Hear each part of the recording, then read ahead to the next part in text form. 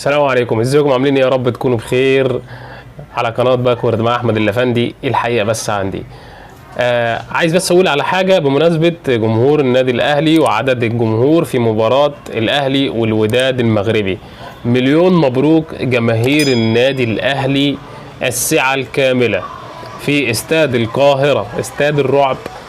تمت الموافقه رسميا وتم ابلاغ الكابتن محمود الخطيب وشركة تذكرتي، وسيتم إتاحة التذاكر بالزيادة اللي هتتاح في الفترات القادمة، وهتبقى الزيادة بالسعة الكاملة.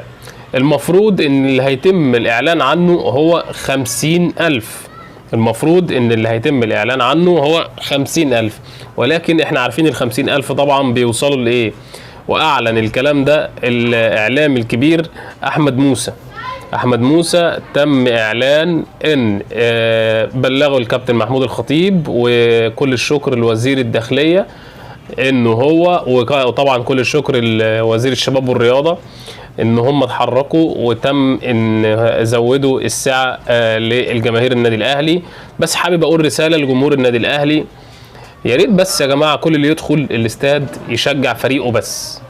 يا ريت بعد اذنكم اللي يدخل الاستاد يشجع فريقه بس، ما يخشش في اي مهاترات تانية. اي حد يخرج عن النص، اي حد يخرج عن الكلام اللائق، اي حد يهتف بهتافات غير لائقة، يا ريت انتوا تكونوا اول ناس اي واحد جنبه هو اللي يمنعه ويقول له كده غلط، يا اما هيتمسك وهيتقبض عليه. فبعد اذنكم نحترم الماتش ونحترم النادي الاهلي، عشان النادي الاهلي هو اللي في الاخر بيتاذي، وجمهور الاهلي هو اللي وراه دايما وهو اللي بيشجعه. وان شاء الله كل التوفيق للاهلي في المباراه الصعبه دي، في مباراه النهائي امام الوداد في القاهره، مباراه الحسم قبل ما يروح المغرب.